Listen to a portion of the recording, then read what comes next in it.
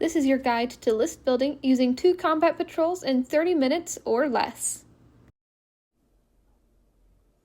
I'm Zodrog Wartsnaga.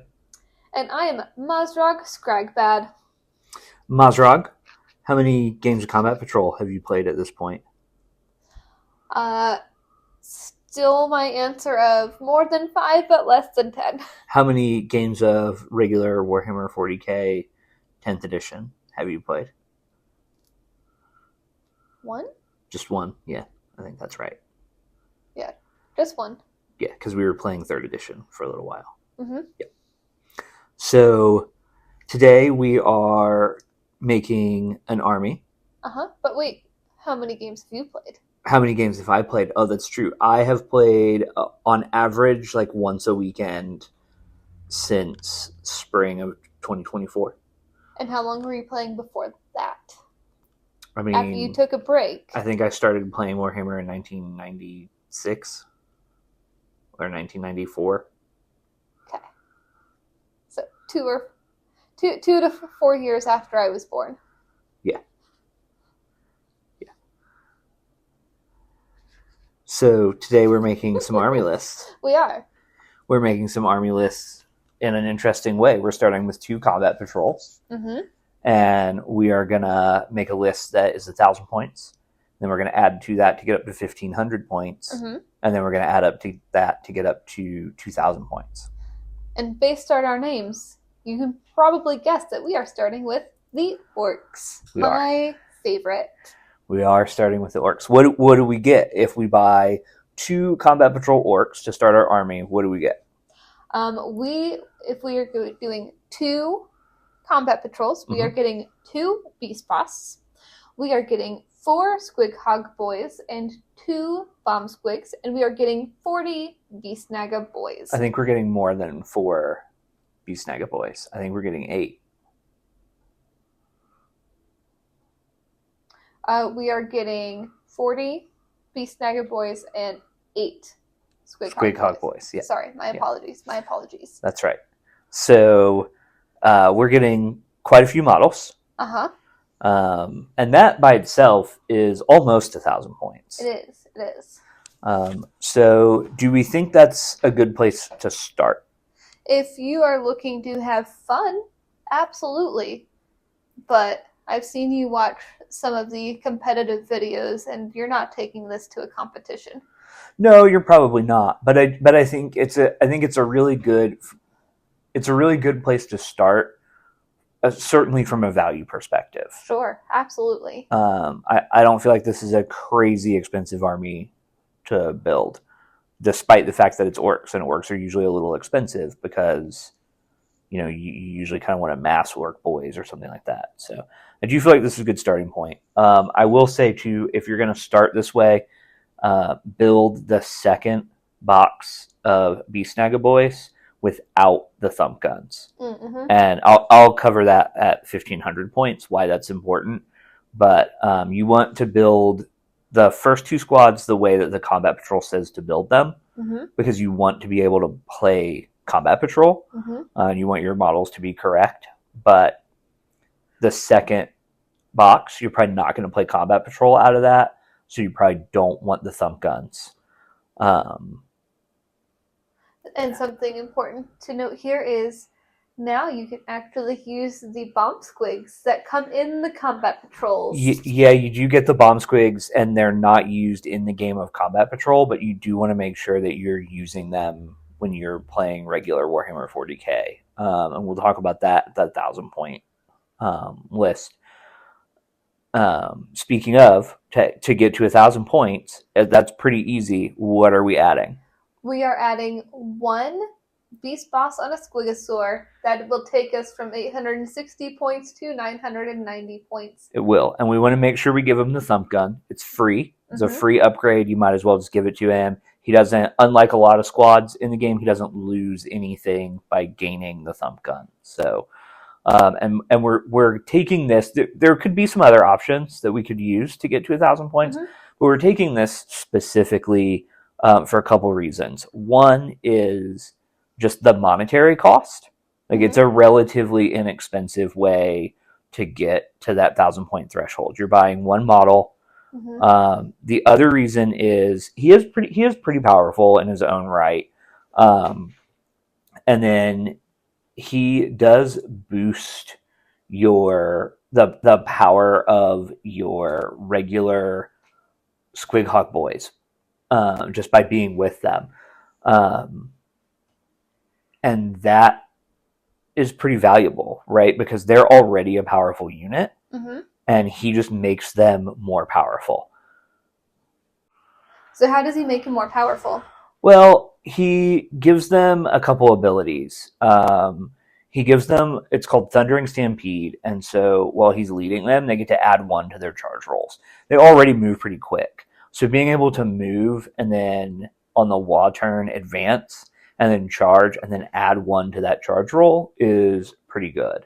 And then the other thing that he does is he allows them to use the stratagem Heroic Intervention for 0 command points. Oh, wow. And so that can let you kind of, the best way to describe that is you're sort of jumping in the way of another fight. Okay.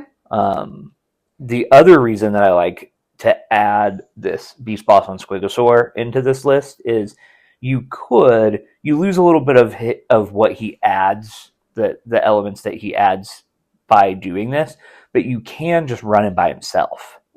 And that gives you essentially a whole nother unit to play with. And he is pretty tough in his own right. So running him by himself isn't necessarily a bad idea, especially if you're playing against an army that also has a lot of models on their side of the table. Like if you're playing against a really traditional Tyranids list, if you're playing against Imperial Guard, or if you're playing against like another Orc player. Just someone that is massing a lot of models, it could make sense to just run him by himself. And so I think he's just a really good fit at this 1,000-point threshold. I would agree. And it keeps on theme with the snake bite theme of the combat patrol that this orc list is. Yeah, it's very on theme. And then that's kind of the other thing that we need to go into is when you're moving up to that first, 1,000-point game of 40K, you've got to choose a detachment for your army list. And I think you really only have 2 choices with the way that we're building this. You can either go the Big Hunt or you can go Warhorde. I think Warhorde is probably a little better. It's probably a little more competitive. But I think this is such a thematic army that you probably just want to go ahead and choose the Big Hunt. We're going to assume that that's what you've chosen for the rest of this list building, is that you went with the Big Hunt. And they did recently make a change to it. They did upgrade it a little bit where you can now pick a monster, your opponent's warlord, a vehicle, or a character. And so by being able to choose a character for your prey, that opens up some doors to make the Big Hunt a little more competitive.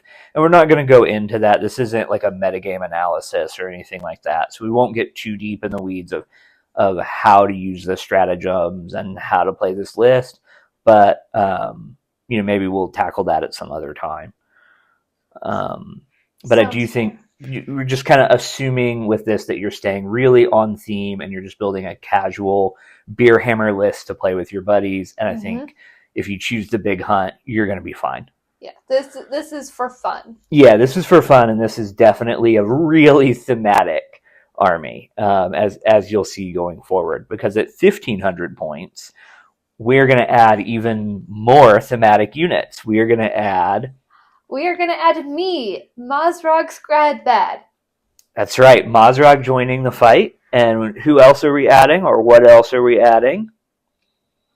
I just want to add real quick that Mazrog, his Squigosaur, looks like a shark.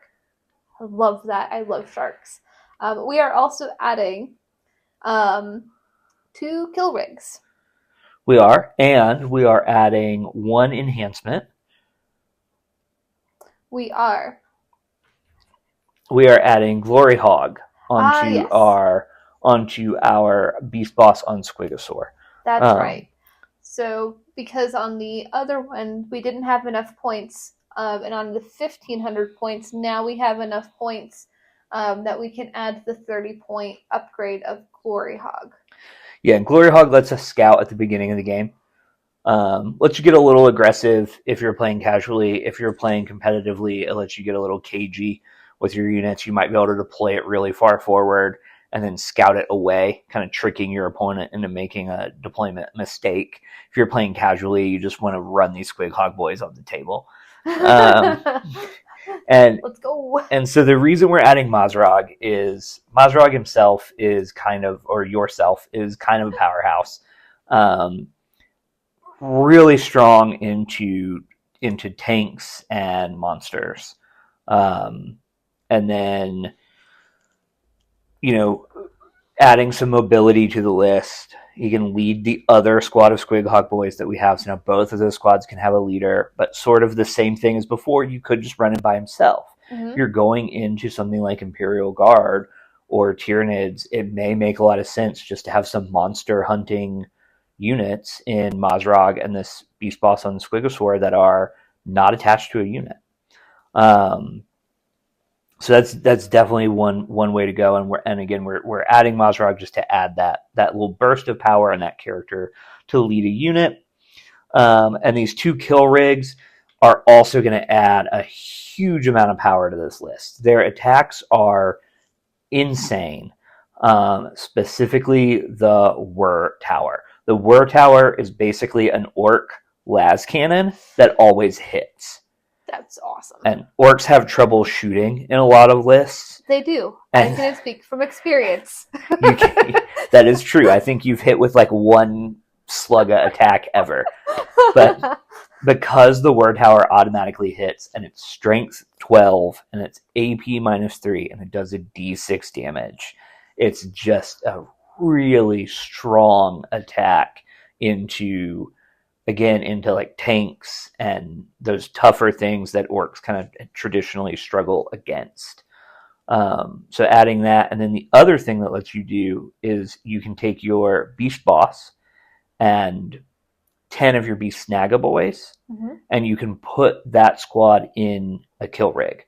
So with 2 kill rigs, we're moving our 2 beast bosses and 20 of our beast snagga boys up the table really fast.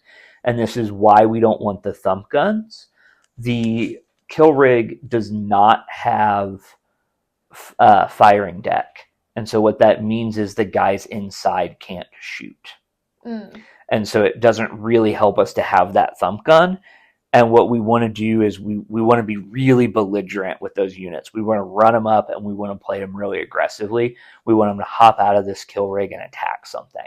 And so we don't really care about shooting with the thump gun.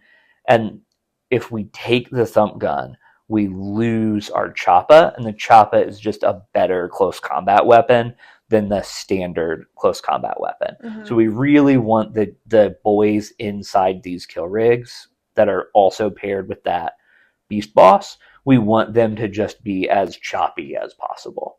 And makes sense. We don't want the thump guns. And so that's kind of the things that we're adding, and some thoughts on why we're adding them at 1,500 points. To take us up to 2,000 points, what are we adding? Well, Zodrog, we are adding you, Zodrog yep. Wartsnaga. Yeah, I'm joining the army at 2,000 points. So and then we are adding another Squigosaur, beast boss on Squigosaur. Mm-hmm. That one, also make sure to do the thump gun. Mm-hmm. And we're going to do proper killy on this one instead of the Glory Hog. Yeah, so one of them's going to have Glory Hog. So it's not instead of, we're not dropping Glory Hog when we can't take Glory Hog on more than one guy. Mm-hmm. So you can't have the same enhancement. You can only take an enhancement one time, no matter how many points you have left over. Yep. One of our beast boss on Squigosaur has Glory Hog. The other one will have proper killy. Yep. Also, Mazrog on last list and on this one is our warlord, right? Yeah. I think it's really thematic just to have Mazrog be the warlord. At 1,000 points, you could pick the beast boss on Squigosaur or either of the beast bosses. I think at 1,000 points, it's really thematic to have it be any of those units. But I think once you add in Mazrog, like you're adding an epic character, that character should probably be your warlord just to stay on theme. And then additionally, we are adding a large group of Gretchen. So that is 2 Runt Herds and 20 Gretchen. And we are adding a small unit of Gretchen. So that is 1 Runt Herd and 10 Gretchen. And we are adding another unit of Squighog Boys. Yep, 3rd unit of Squighog Boys. Yep, so we'll have 3 units of Squighog Boys with 2 regular beast bosses on Squigosaur and then 1 with Mazrog. And the same thing applied at 1,500 and 1,000. You could run the characters independently from the squads, but I think most of the time you're going to combine them. And then one character... Your little bomb squig. Yeah, and make sure you take your bomb squig. And one character that you're never going to run solo is me. Zadrog is always going to be run with the 20 Gretchen. And that is because I make those Gretchen, Zadrog makes those Gretchen into the Super Grots. The Super Runts gives you Scouts 9, and so that pairs really well with Glory Hog, because now you have 2 units that can kind of surge up the table. One that can be really aggressive with the Beast Boss on the Squigosaur and his Squighog Boys, and one that can capture an objective early in the game for you in Zadrog and his Grots. He also gives the Grots +1 to hit and +1 to wound, which is really strong. And then he also subtracts 1 from the wound roll when you try to kill those Grots. So that makes them great at just grabbing an objective and holding it for the whole game. Because your opponent is going to have to throw way more attacks into the Grots than they normally would to kill them.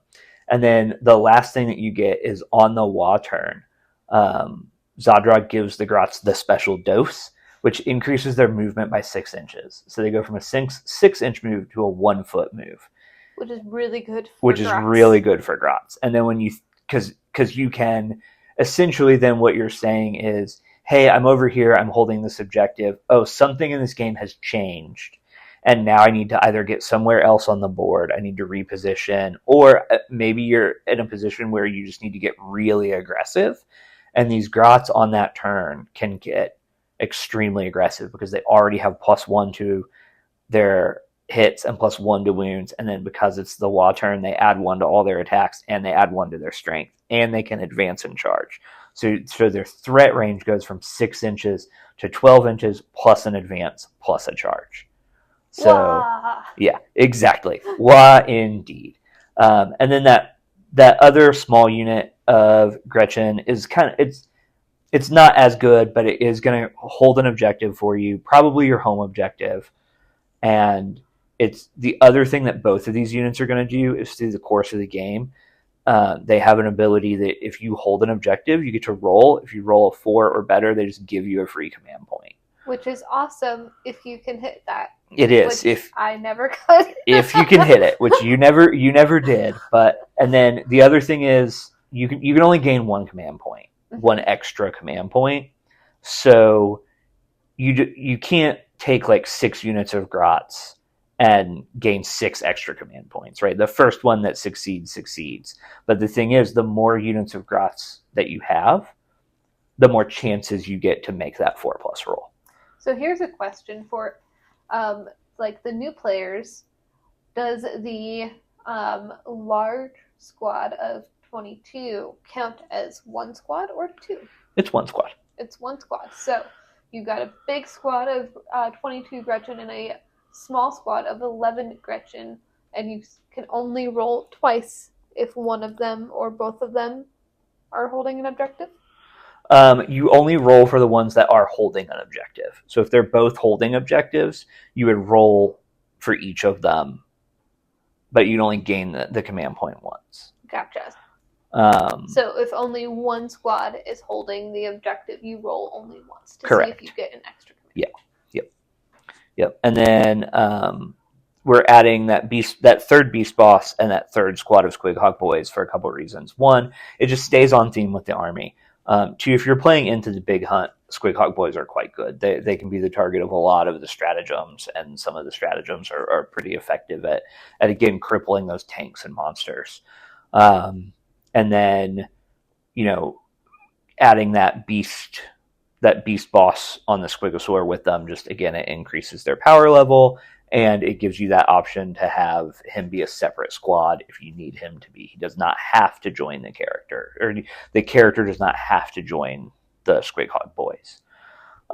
So I feel like overall, I feel like this is a really fun list. I feel like it's really thematic. I mean, you'd be hard pressed to build the big hunt list that stays more on theme than this one.